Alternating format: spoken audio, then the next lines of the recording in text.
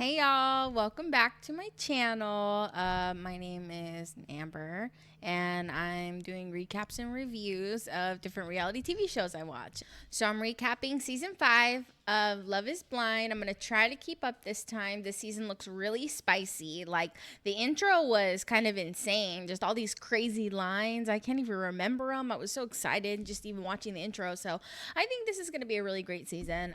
Also, it took me so long to make this graphic. These are the relevant people right now. There is definitely more people who are dating each other, but these are the only real conversations that we have seen. Please make sure to like this video, comment, subscribe if you're so inclined. If you don't know what Love is Blind is, basically it's a dating experiment where individuals just date each other and get to know each other while they're in what they call pods, and they can't see each other, but they can still talk to each other. So they do this for a while until they are ready to propose, and they propose. And when they propose, that's the first time that they see each other. Then they date for about 4 weeks, or I guess not date, they're like engaged, right? So they're together for about 4 weeks, and then at the end of those 4 weeks, they are getting married, and they can choose to say yes at the altar or no. We also meet Lydia. She is 30 and she was born and raised in Puerto Rico. She says that her accent is really hard to understand for some people. She also says that she is too much for some people. I mean, I can see that, but I do love like the fun, like kind of crazy type of person. They make really fun friends to just hang out with. She wants an emotionally mature partner. She's very confident in herself and she's gorgeous. And I love my fellow Latinas, of course, so I am rooting for her hard. The first date is between Milton, who is 24, and Lydia, like I said, who's 30. Lydia says that she's a geologist. Milton says he's some type of engineer, but it's related to geology somehow. So they're like geeking out together. They're talking about sedimentary rocks. They're talking about whatever their element they're talking about. I don't know. They're geeking out. He said, girl, I'm going to take you to my crib and so you can see my microscope. I was like, okay, Milton. I mean, that's probably only hot to a geologist, right? So, I mean, she seemed to be feeling him, but the only thing is that they have a age gap. But I mean, as Milton says, it's not really about the age. It's about your mindset.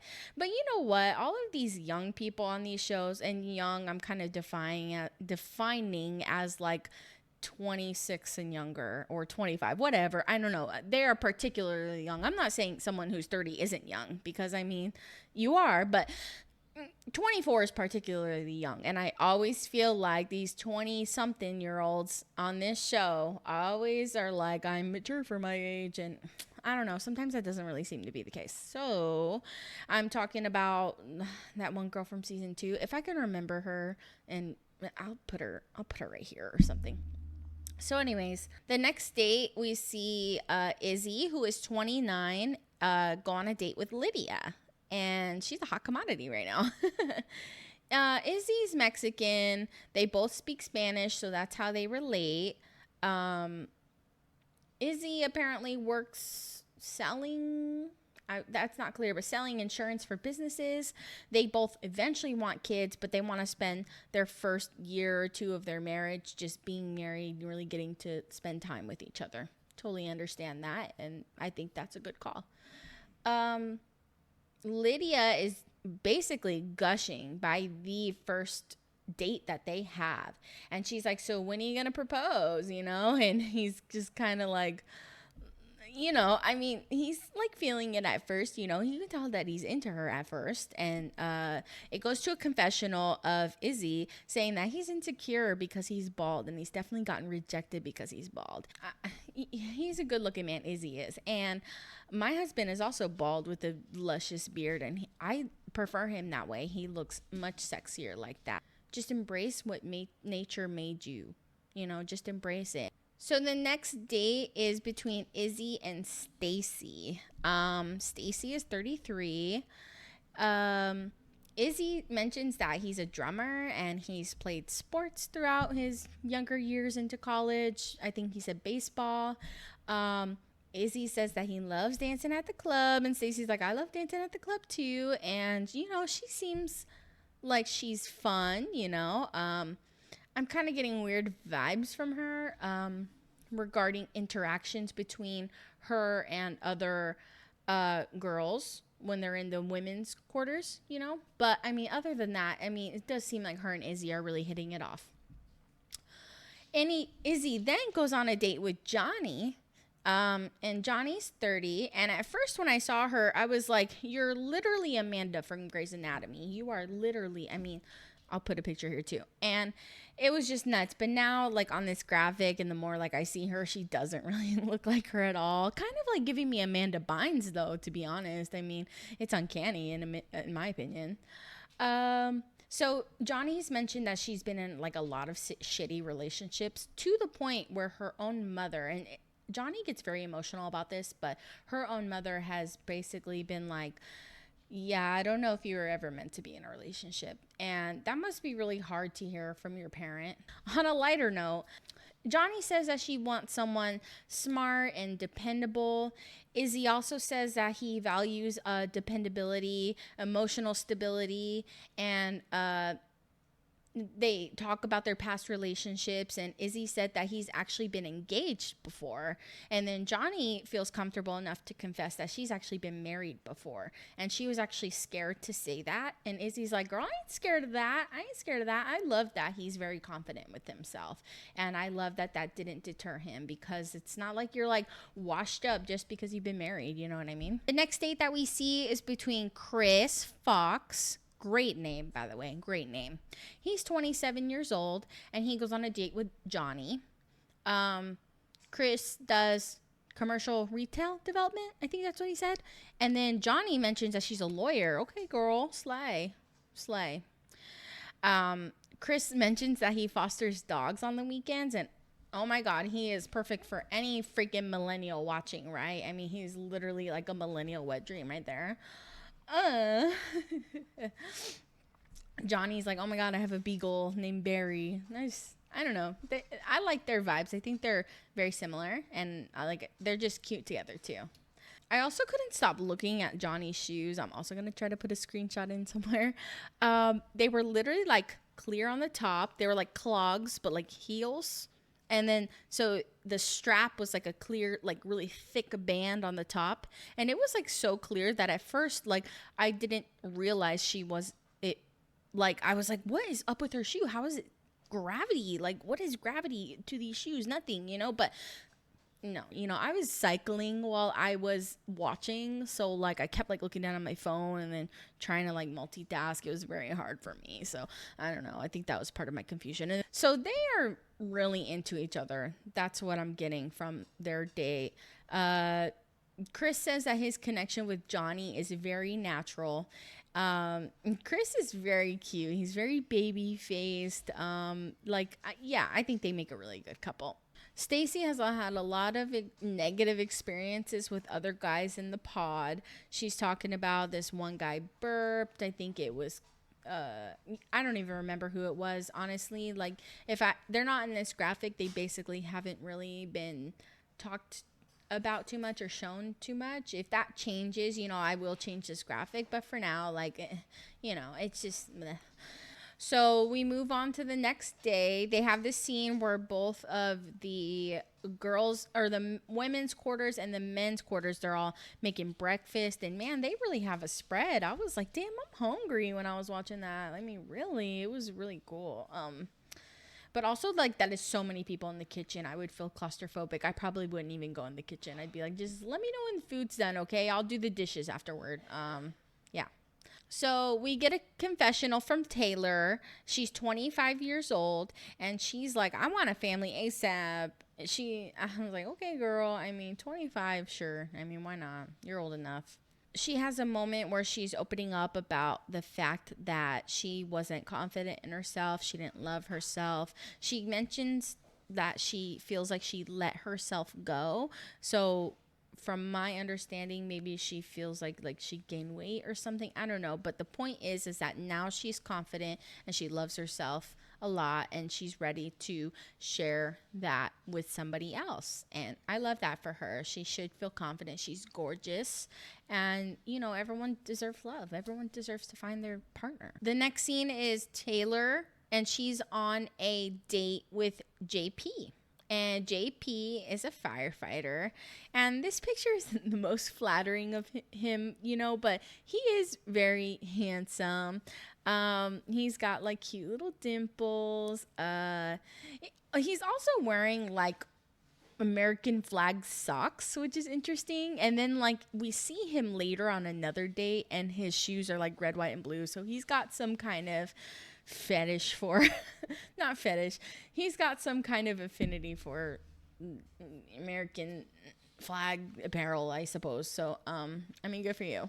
Taylor mentions that she's a teacher, and she also says that she wants to have kids in about 2 years after getting married. So that's interesting. Her definition of having kids ASAP is not what I would have thought, but that's okay. She should wait to have kids. She's only 25 after all.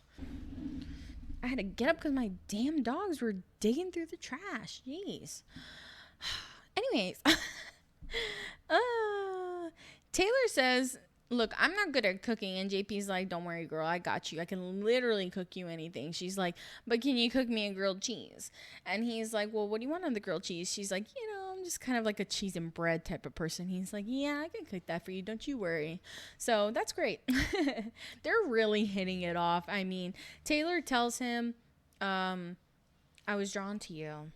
Blah, blah, blah, and I was drawn to you. And blah, blah, blah, and I was drawn to you. Take a shot every time she says I was drawn to you. You'd be drunk as hell. Unless you take more than 3 shots to get drunk. And I mean, that's your business, I guess. So she's mentioning how much she's drawn to him, and he's like, I'd propose to you right now. I won't talk to no more girls. I'll propose to you right now. So obviously they're really feeling each other. I have a feeling that they're probably going to be the first couple to propose to each other.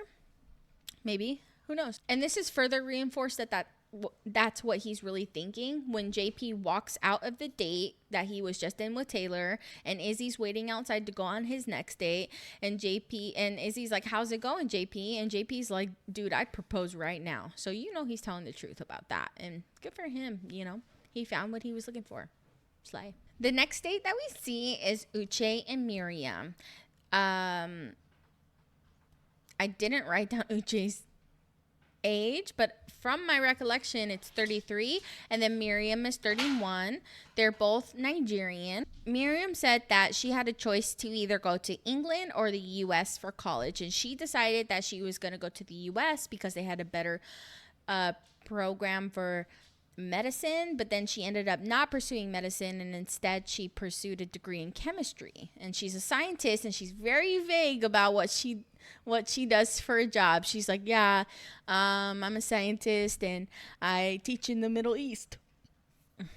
And he's like, huh? And then she's like, yeah, I work in the Middle East and like I live there and I teach, but I'm actually moving back in like 2 weeks. So then he asks, well, what do you do while you're here?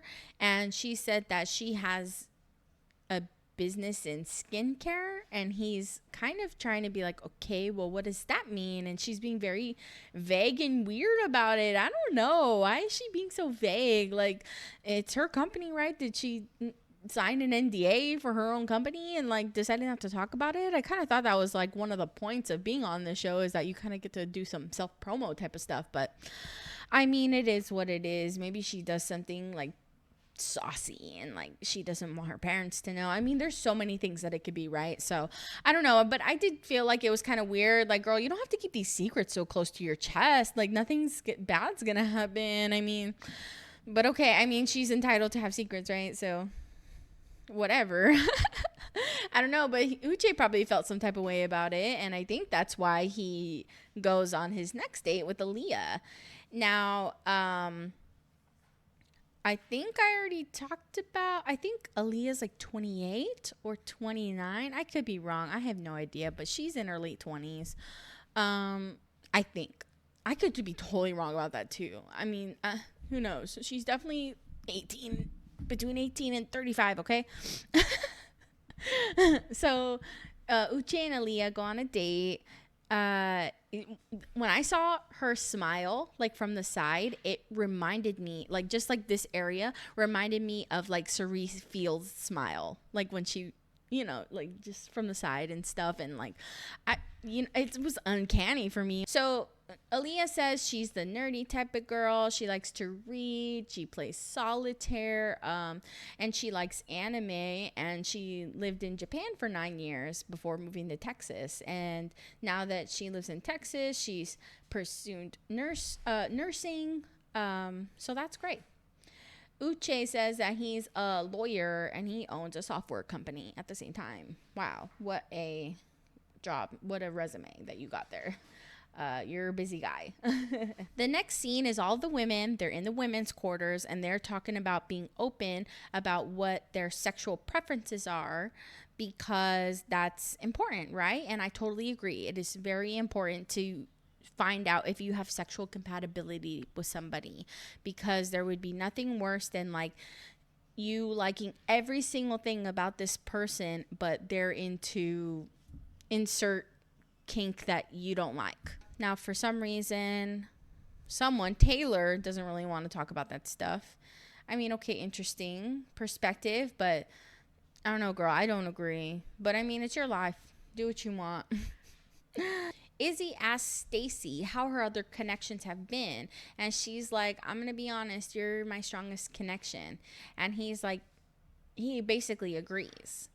Very interesting indeed, because like a minute ago he was just like, this could be the power of editing too, you know what I mean? But like a minute ago he was kind of like, I don't know, like I feel them equally, and now he's kind of saying that he has a preference for Stacy. So I don't know, Izzy's kind of like giving me red flags at this moment, and so is Stacy, and Stacy hasn't really said anything, but it's more so just her looks. I don't know, something's off, something's very off for me.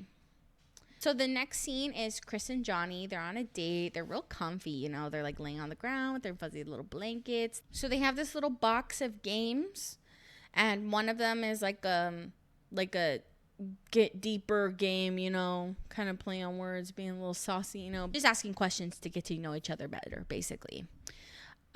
Chris asks Johnny like one question. It was lame, so then he asks her another, and he asks Johnny, if you could change the way that you lost your virginity, like how would you change it? And she doesn't really answer his question. She just goes like, oh, I lost it when I was like 16 or 17. So how'd you lose your virginity? Weird, right? She's like, she didn't really answer. And actually he opens up to her and discusses the fact that he has lied to lots of people. Like when they ask him, how did you lose your virginity? He goes, oh, just this girl in high school when I was 16. But actually, he was sexually assaulted while he was down in Mexico when he was 17 years old. Him and his friend and these two girls were drunk, and the girl that he was with took advantage of him, even though he said no.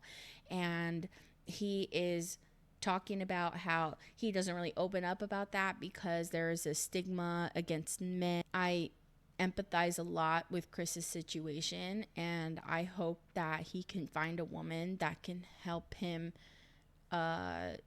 just heal that wound that he has. Chris seems very sweet. Johnny is also very sweet. They seem to be really into each other, and I really like them as a couple. Chris has this really cute quote, basically, and I didn't quote it exactly, but what he said was that the first step in loving someone is caring about them, and I care about Johnny. And I just, if they end up together and like they're still together, that is something that is beautiful that he said, and like they'll be able to remember that for the rest of their lives. And I just, like, my heart melted. I was just like, oh my God, he's so sweet. The next scene is a date between Lydia and Izzy in a confessional. Lydia says that she wants to be loved for what's in her soul and accepted for what's in her soul. And yeah, I 100% identify with that feeling. So on the date, Lydia says, like, how are you in a relationship? Like, because when I'm in a relationship, I'm really giving. And Izzy is like, yeah, I'm the same. I'm a people pleaser, and I like to take care of my partner. And she's like, yeah, I'm the same way. And they relate on the fact that they're detail oriented and also very affectionate with their partner. Lydia is like, we have so much in common and I'm so into you. Do you feel the same way? And this would have been the perfect opportunity to tell Lydia that he has made very good connections with Stacy and Johnny. But instead, he's giving these weird answers, like when she says, do you feel the same way about me? Izzy's like, yeah. Like, pause. Yeah. Okay. And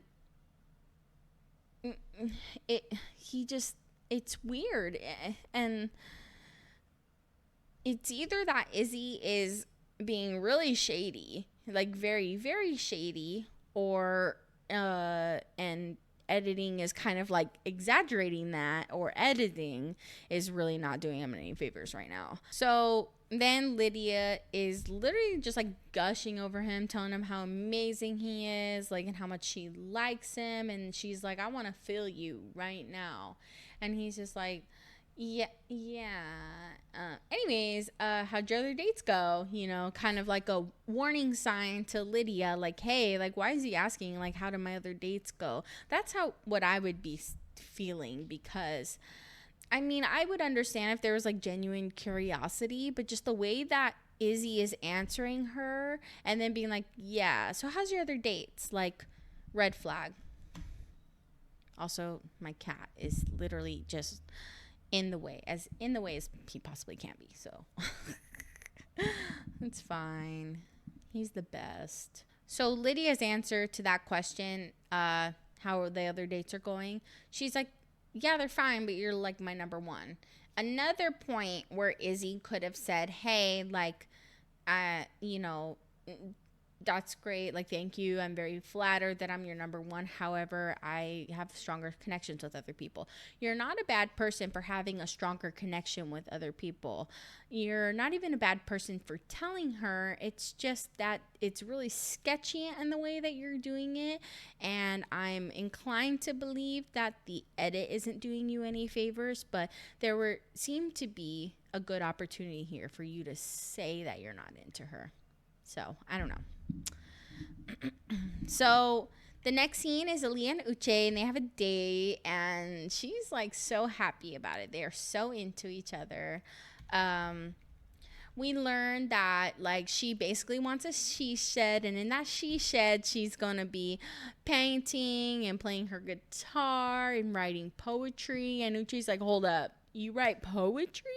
He's like, I write poetry, and actually I do spoken word. And, you know, I'm not into spoken word, but it's interesting. I mean, they have like so much in common. I mean, they're really like a good match. Uche also says that he used to play the guitar. So, I mean, it's just like, whoa, I don't know. They're really like a match made in heaven, to be honest. And I'm rooting for them, even after everything else happens. Lydia and Stacy are talking. Lydia's gushing about Izzy, and Stacy says in a confessional that, you know, women are getting territorial over men, and that's why she's not discussing who she's interested in with anybody. But, you know, she knows that Lydia's really into Izzy, so that's weird. And I didn't really like that scene. It also gave me bad vibes about Stacy.